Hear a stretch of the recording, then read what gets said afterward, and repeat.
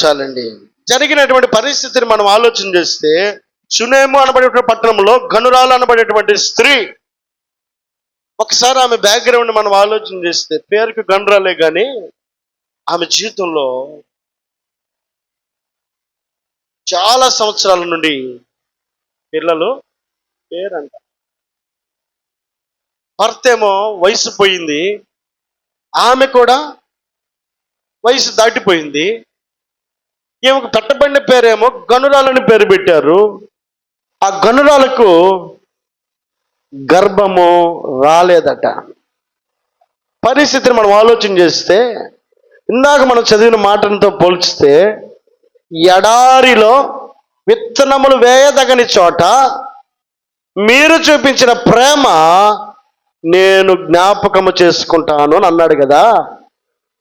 పరిస్థితిని గమనిస్తే చాలా సంవత్సరాలుగా వారి జీవితంలో కొదువై ఉన్నటువంటి పరిస్థితి, కొరతగా ఉన్నటువంటి పరిస్థితి, ఎవరు కూడా ఆ లోటును భర్తీ చేయుటకు ముందుకు రాని పరిస్థితి, ఎవరి వల్ల కాని పరిస్థితి. వారు కూడా చేయదగిన ప్రయత్నాలు చేస్తుండొచ్చేమో కానీ ప్రతిఫలము నోచుకోనటువంటి స్థితిలో, ఎడారి స్థితిలో ఉన్నటువంటి తన జీవితంలో, ఏమీ లేని తన జీవితంలో, ఆశీర్వాదమునకు అంత దూరములో ఉన్నటువంటి ఆమె ఆసక్తితో పనిచేస్తూ ఉందట. నాకెందుకులే, ఎంతకాలం భక్తి చేశాను, ఎంతకాలం దేవుని కొరకు చేశాను, ఈ వయసులోనే ఎంత భక్తి ఉందంటే ఇంకా యవన వయసులో ఇంకెంత భక్తి ఉండాలి? ఇప్పుడే అంత తొందర పెడుతుంది భర్తని, ఇంకెవరి కాలంలో ఇంకెంత తొందర పెట్టి ఉండాలి? ఎంతో ఆసక్తి కలిగి భక్తి చేస్తున్నప్పుడు తన జీవితంలో నిస్సహాయ స్థితి కనబడుతుంది, ఎడారి వంటి పరిస్థితి కనబడుతుంది. విత్తనము వేయదగని చోట, ఏమి లేని పరిస్థితుల్లో, సహాయం పొందని పరిస్థితుల్లో కూడా, తన జీవితము మార్చబడిన పరిస్థితుల్లో కూడా ఆమె విత్తనము వేయడానికి ఇష్టపడతా ఉంది. ఆమె దేవుని కొరకు పని చేయడానికి ఇష్టపడతా ఉంది. షునేము పట్టణంలో గనురాలుగా పిలువబడినటువంటి ఆమె, ఎలీషా అనబడేటువంటి దైవజనుడు వస్తున్నాడని గ్రహించి, ఆయన పట్టణములకు వచ్చుచూ పోవచ్చున్న విషయాన్ని గ్రహించి, ఆమె ఎలీషా అనబడేటువంటి దైవజనుడితో మాట్లాడుతుంది. అయ్యా, నువ్వు వచ్చినప్పుడల్లా మా ఇంటి దగ్గరే నీవు ఉండాలని అంటుంది. కాదులేమ్మా, కానే కాదు, నువ్వు ఖచ్చితంగా మా ఇంటికి రావాల్సిందే, ఒక ముద్దు తిని కాసేపు ప్రశాంతంగా పండుకోవాల్సిందే, ఆ తర్వాత నీ పనులు నువ్వు చేసుకో, మా ఊరు వచ్చావంటే నువ్వు మా ఇంటికి రావాల్సిందే అని పట్టుబట్టింది. సరే వస్తానన్నాడు.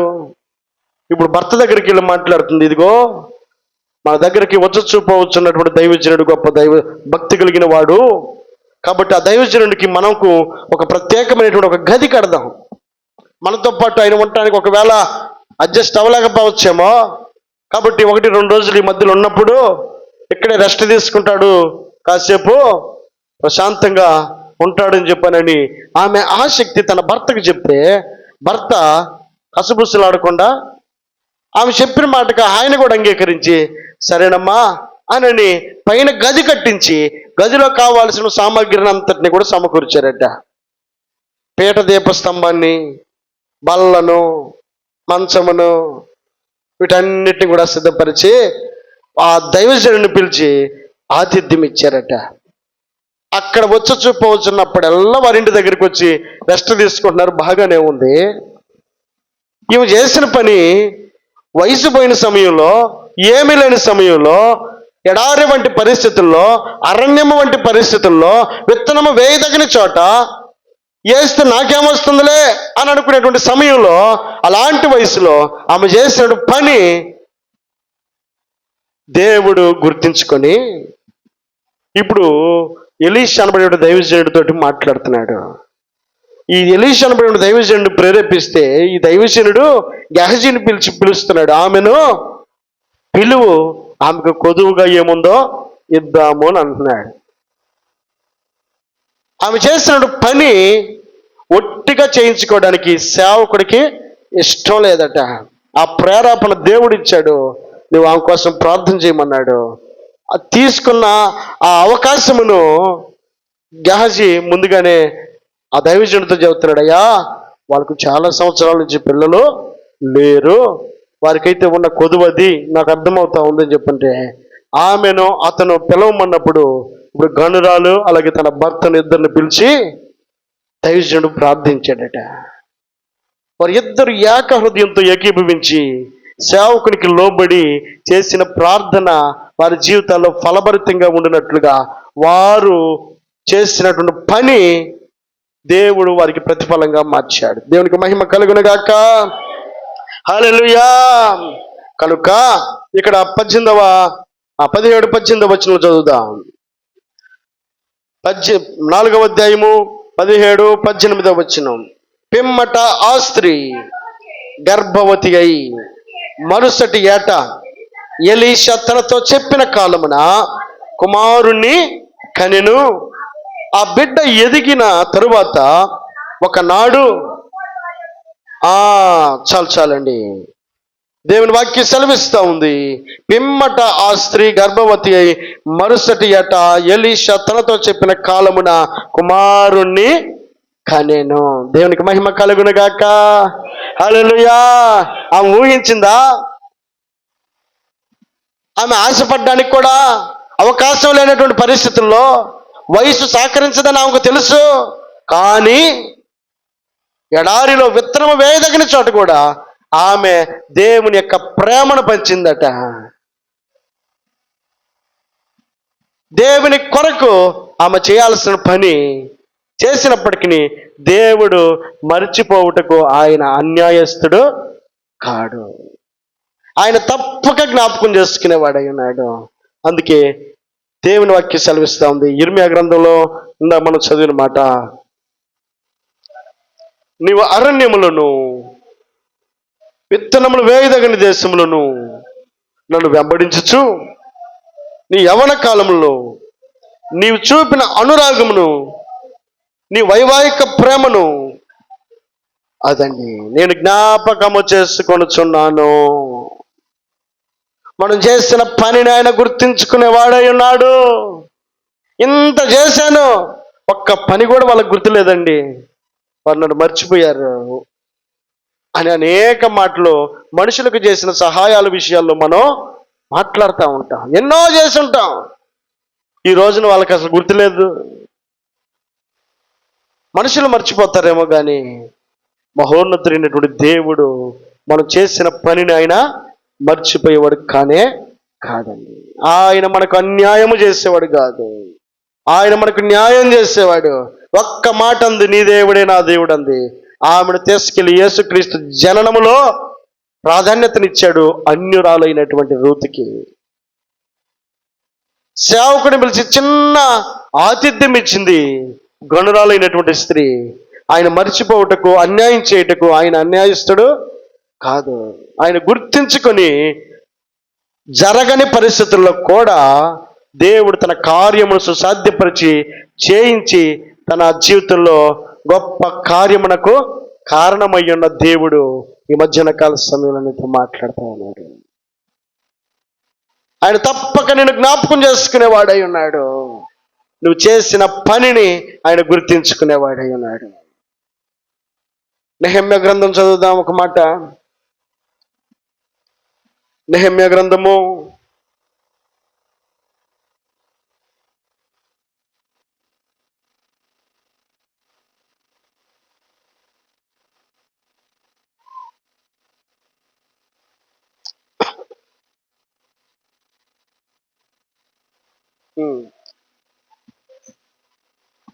1వ అధ్యాయము 2వ వచనం నుండి, నా సహోదరులలో హనానీయుడొకడును యూదులలో కొందరును వచ్చిరి. చెరపట్టబడిన శేషములో తప్పించుకొని యూదులను గూర్చియు యెరూషలేమును గూర్చియు నేను వారిని అడుగగా, వారు చెరపట్టబడిన వారిలో శేషించిన వారు ఆ దేశములో బహుగా శ్రమను నిందను పొందుచున్నారు, మరియు యెరూషలేము యొక్క ప్రాకారము పడద్రోయబడి ఉన్నది, దాని గుమ్మములను అగ్ని చేత కాల్చబడినవని నాతో చెప్పిరి. ఈ మాటలు వినినప్పుడు నేను కూర్చుండి ఏడ్చి కొన్ని దినములు అదండి నెహెమ్యా జీవితంలో అప్పటి వరకు సంతోషముగా సాగుతూ ఉన్నటువంటి పరిస్థితులు. నెహెమ్యా చక్కటి ఒక రాజు దగ్గర గిన్నె అందించేటువంటి వ్యక్తిగా ఉన్నాడు, రాజుకు సహాయకుడిగా ఉన్నాడు, రాజు పక్కనే నిలబడేటువంటి అవకాశం కలిగినటువంటి వాడై, యోగ్యతకు అతడు అవకాశం కలిగిన వాడై ఉన్నాడు. ఇప్పుడు తనకు వచ్చిన నష్టం ఏమీ లేదు, తనకు వచ్చినటువంటి చింత ఏమీ లేదు. తన ప్రజలు అనబడేవారు, తన బంధువులు అనబడేవారు, తన గ్రామస్తులు అనబడేవారు, తన స్వస్థలంలో నివసిస్తున్నటువంటి వారు ఇబ్బందులకు గురవుతున్నారని గ్రహించినటువంటి, ఇదిగో వారితో పాటు వారి గ్రామముల నుండి చెరపట్టబడి వచ్చినటువంటి వారు చెప్పిన మాటలను వినినటువంటి ఈ నెహెమ్యా అనబడేటువంటి వ్యక్తి చాలా దుఃఖముతో నిండిపోయాడట. ఏడ్చి కన్నీరు గారుస్తూ ఉన్నాడు. ఏం చేయాలో దిక్కు దోచన పరిస్థితిలో ఉన్నాడు. అలాంటి పరిస్థితులలో ఇతడు చేసిన పని ఏంటో తెలుసా? అతడు దుఃఖముతో ఏడ్చి ఉపవాసం ఉండి ఆకాశమందలి దేవుని ఎదుట అదండి ఏం చేశాడు? విజ్ఞాపన చేశాడట. ఆయన విననేరకుండినట్లు ఆయన చెవులు మందము కాలేదండి. ఆయన మన ప్రార్థన వినేవాడై ఉన్నాడు. ఎంత ఆసక్తితో, ఎంత అవసరతతో, ఎంత అక్కరతో ప్రార్థిస్తా ఉన్నాడో నెహెమ్యా యొక్క హృదయాన్ని గమనించినటువంటి దేవునికి మొరపెడతా ఉన్నాడు. మనుషులెవరు కూడా సహాయపడేటువంటి పరిస్థితి కనబడినటువంటి స్థితిలో దేవుని వైపు చూసి కన్నీరు గార్చి ఉపవాసం ఉండి ప్రార్థిస్తూ ఉన్నాడు.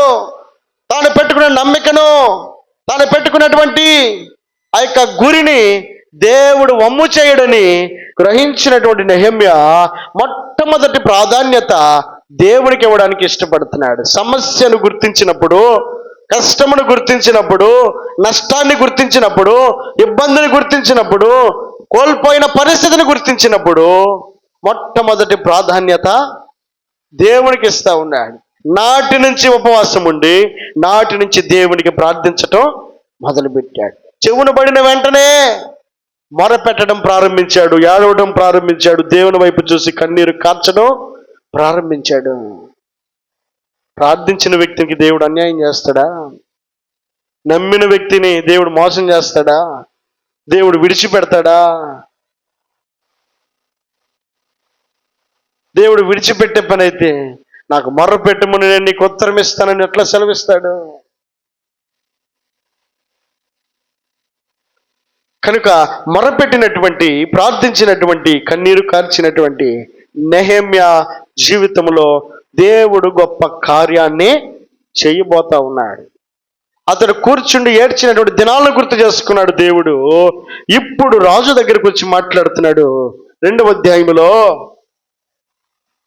2వ వచనంలో, కాగా రాజు, నీకు వ్యాధి లేదు కదా, నీ ముఖము విచారముగా ఉన్నదేమి, నీ హృదయ దుఃఖము చేతనే అది కలిగినదని నాతో అనగా నేను మిగులుబడి భయపడి రాజు చిరంజీవి అగునుగాక,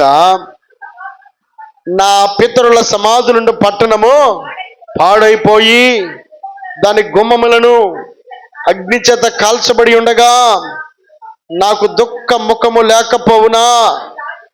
అదండి, రాజు దగ్గరికి వెళ్తే ముఖంలో సంతోషం లేదు. కొన్ని దినాలు ఉపవాసం ఉండి ప్రార్థన చేశాడట. ముఖం ఇక పీక్కొని పోయి ఏదో దుఃఖంలో ఉన్నాడు, బాధలో ఉన్నాడు, సమస్యలో ఉన్నాడని రాజుకు కూడా అర్థమైపోయింది. ముఖం ఏంటి అలా ఉంది? ఎప్పుడు సంతోషంగా ఉండేవాడు, బాగుండేవాడు, ఏమైంది నీకు అని రాజు అడుగుతా ఉన్నాడు. ఇప్పుడు రాజుతో అంటున్నాడు, అయ్యా, నా పితరుల సమాధులు ఉండే పట్టణము, నా స్వస్థలమై ఉన్నటువంటి ప్రదేశంలో అక్కడున్న వారందరికీ కలిగిన నష్టాన్ని గుర్తు చేసుకున్నప్పుడు, ఆ పట్టణము పాడైపోయినప్పుడు నాకు దుఃఖం లేకుండా ఎలాగుంటుందయ్యా అని చెప్పనని రాజుతో మాట్లాడుతూ ఉంటే, రాజు స్పందించి దేవుని వాక్యం సెలవిస్తూ ఉంది. రాజు వాస్తవానికి ఆ దుఃఖ ముఖాన్ని కలిగినటువంటి నెహెమ్యాను అక్కడికక్కడే చంపేయాలి. రాజు ఎదుట దుఃఖముతో ఎవరు కనిపించడానికి లేదు, కనపడితే చంపేస్తారు. అలాంటి పరిస్థితుల్లో కూడా నెహెమ్యా ముఖము దుఃఖముతో నిండినప్పటికీ రాజు ప్రేమగా మాట్లాడుతూ ఆయన అంటాడు, ఏమంటాడు? 4వ అప్పుడు రాజు, ఏమి కావలసి నీవు మనవి చేయించున్నామని నన్ను అడుగగా. ఇప్పుడు నెహెమ్యా చేస్తున్న పని ఏంటో తెలుసా? రాజు అడుగుతా ఉన్నాడు, నువ్వు ఏడుస్తున్నావు, బాధపడుతున్నావు, దుఃఖంగా ఉన్నావు, నీకేం కావాలో చెప్పు అని అంటుంటే ఇప్పుడు నెహెమ్యా ఆకాశమందుని దేవునికి ప్రార్థన చేసి రాజుతో నీ సముఖమునందు అదండి. ఇప్పుడు ఏం చేస్తున్నాడు తెలుసా? రాజు అడిగిన వెంటనే దేవునికి ప్రార్థించటం మొదలుపెట్టాడు. దేవుడు చేసిన కార్యాన్ని గుర్తు చేసుకుంటున్నాడు. వాస్తవానికి రాజు సహాయం చేస్తాడని నెహెమ్యాకు కూడా లేదు, కానీ ఇప్పుడు రాజు అంటున్నాడు, నీకేం కావాలో చెప్పు అని అంటున్నాడు. ఇప్పుడు కావాల్సిన లిస్ట్ అంతా కూడా చెప్పడానికి ముందుగా దేవునితో మనవి చేసుకుంటున్నాడు, దేవునికి మొరపెడుతున్నాడు. ప్రారంభంలో ఏడ్చిన కన్నీటికి దేవుడు ఇక్కడ ప్రతిఫలాన్ని ఇస్తా ఉన్నాడు, పరిస్థితులను మారుస్తూ ఉన్నాడు.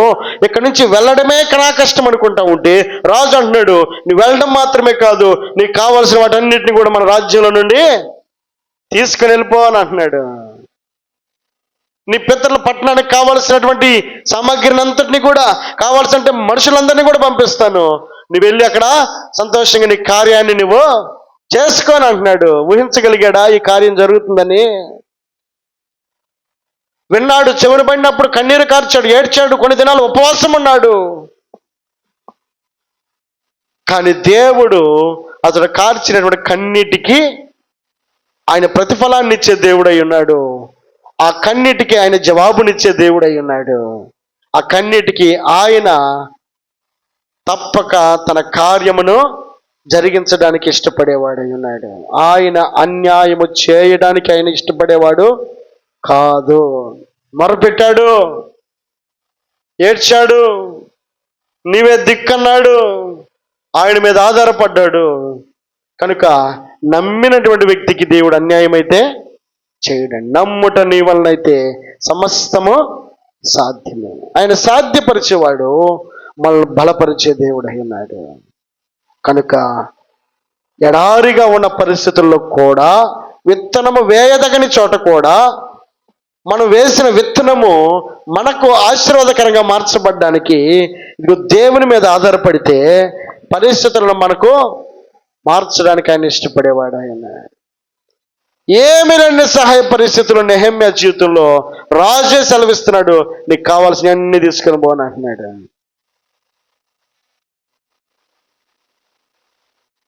కనుక దేవునికి మొరపెట్టినటువంటి నెహెమ్యా అన్యాయస్తుడు కాలేదు.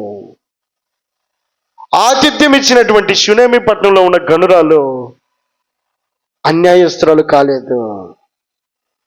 అన్యురాలైనటువంటి రూతు తన స్వస్థలాన్ని, తన స్వదేశంలో ఉన్నటువంటి ప్రజలందరినీ, తన తల్లిదండ్రులను, తన జన్మభూమిని విడిచి వచ్చినటువంటి ఆమె అన్యాయము చేయబడలేదు. కనుక దేవుడు మాట జ్ఞాపకం చేసుకుందా. హెబ్రీయులకు రాసిన పత్రిక 6వ అధ్యాయము 10వ వచనం, మీరు చేసిన కార్యమును మీరు పరిశుద్ధులకు ఉపచారము చేసి ఇంకను ఉపచారము చేయుట చేతనే తన నామమును బట్టి చూపిన ప్రేమను మరుచుటకు, అదండి మీరు చూపిన ప్రేమకు ఆయన మరుచుటకు అన్యాయస్తుడు కాడు. రూతు తన అత్త మీద ప్రేమ చూపించింది, తన దేవుని కూడా ప్రేమించడానికి ఇష్టపడింది. నెహెమ్యా కష్టములకు కూడా దేవుని వైపు చూడడానికి ఇష్టపడ్డాడు, దేవుణ్ణి ప్రేమించిన వాడుగా ఉన్నాడు. షూనేమి పట్టణంలో ఉన్న గనురాలు వయసుతో నిమిత్తం లేకుండా ఎడారి పరిస్థితుల్లో కూడా ఎలీషాకు సహాయపడడానికి, ఎలీషా అనబడి ఉన్న దైవజనుడికి ఉపయోగకరంగా ఆమె చేయాల్సినటువంటి పనిని చేయడానికి ఇష్టపడింది. ఆయన ఆమెకు అన్యాయమో చేయలేదు కనుక ఆయన నిన్ను మర్చిపోయేవాడు కాదండి. ఈ మధ్యాహ్న కాల సమయంలో దేవుడు జ్ఞాపకం చేస్తున్నాడు, నీ పరిస్థితులను ఆయన మర్చిపోయేవాడు కాదు.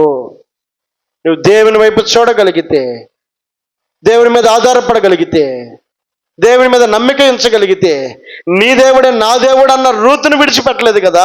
అన్యురాలైనప్పటికీ దేవుని వెంబడిస్తూ ఉన్నాడు. నిన్ను దేవుడు ఎలా మర్చిపోతాడు?